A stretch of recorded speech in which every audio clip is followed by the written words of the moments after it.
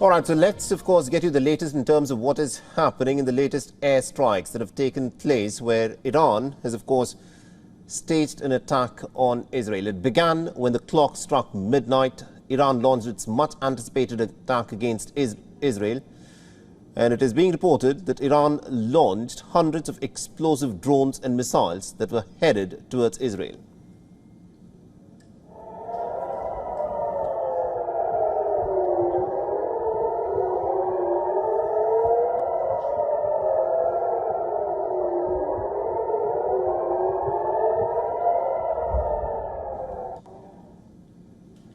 That Tehran is calling this a retaliation. Just a short while ago, Iran's state television released a video which shows the moment the assault was launched by Iran's Revolutionary Guard Corps. The air raid sirens and explosions were heard in cities across Israel. A barrage of objects were seen flying through the night sky over places such as Bethlehem and even in places such as Tel Aviv.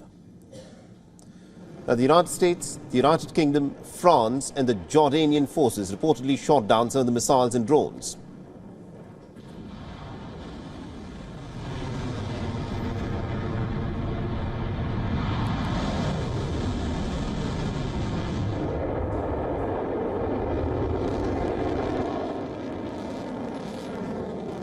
Israel has said that a 7-year-old girl was seriously injured, not by the Iranian missiles, but by the shrapnel of one of the interceptor missiles.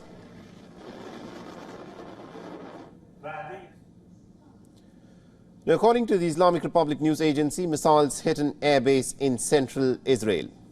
Now, the attack has come after Iran's consulate in Damascus in Syria was bombed. Many senior Islamic Revolutionary Guard Corps commanders lost their lives. Now, Israel was blamed for the attack, but it has denied the accusations.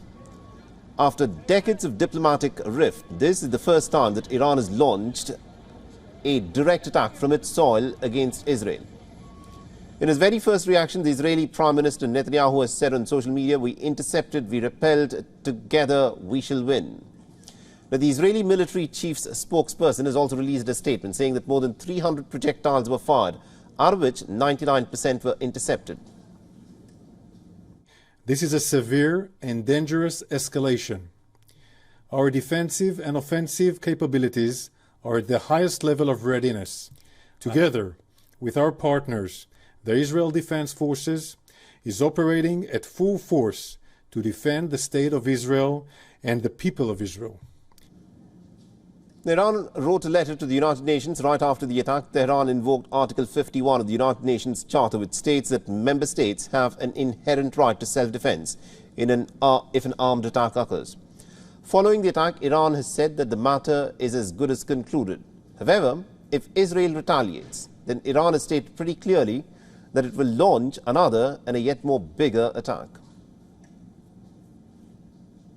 ما این پیام رو از طریق سفارت سوئیس به امریکا منتقل کردیم که چنانچه امریکا در اقدامات تجاوزگرانه بعدی صهیونیست ها از طریق پایگاه هایی که در منطقه داره یا امکانات نظامی که در منطقه داره مشارکتی داشته باشه و این اطلاعات برای ما قطعی بشه، پایگاه ها و نفرات و امکانات امریکا در منطقه امنیتی نخواهند داشت و ما او رو مانند متجاوز می‌بینیم و با او هم برخورد لازم رو خواهیم داشت.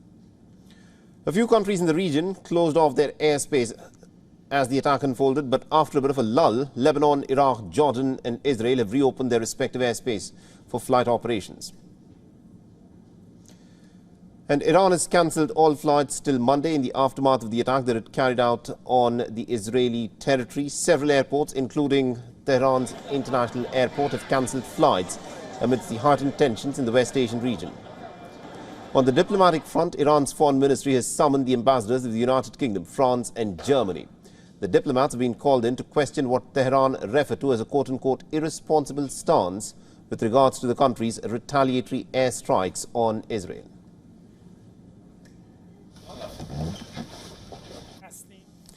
And now to give us more insights in terms of how to make sense of what, of course, is unfolding at this moment in West Asia, we're being joined by Mr. Dmitry Babich, who is joining us live from Moscow. Mr. Babich is a political analyst at the Voice of Russia. Now, Mr. Babich, we've witnessed these pretty dramatic developments that have taken place in the last 18 hours, where Iran has carried out airstrikes using its drones and missiles on the state of Israel for the very first time in its history. How do you read this situation unfolding from here? Well, in Moscow, in Russia, we're all happy that there were no major casualties. People did not die because despite all the dramatic events of the last few years, Russia is still a moderate country that doesn't want anyone to suffer. And the Russian foreign ministry called for restraint on both sides, restraint from Israel, restraint from Iran. I think basically the statement from Tehran that they would consider the matter closed if Israel does not retaliate. That is a chance, I think, for both sides to get out of this dangerous spiral, which was started, unfortunately, by Israel when it attacked basically Iranian embassy in Damascus.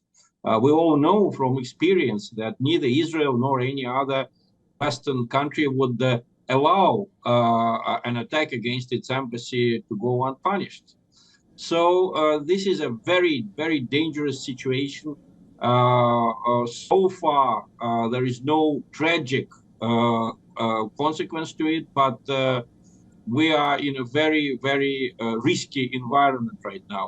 And this is basically the sense of the statement from Russia. The Israeli foreign ministry demanded from Russia a total condemnation of the Iranian attack. And the Russian foreign ministry responded that, look, the Ukrainian regime has been sending hundreds of drones into Russia during the last 6 months, basically doing the same as Iran, and you did not condemn it. So we're not going to go further than you.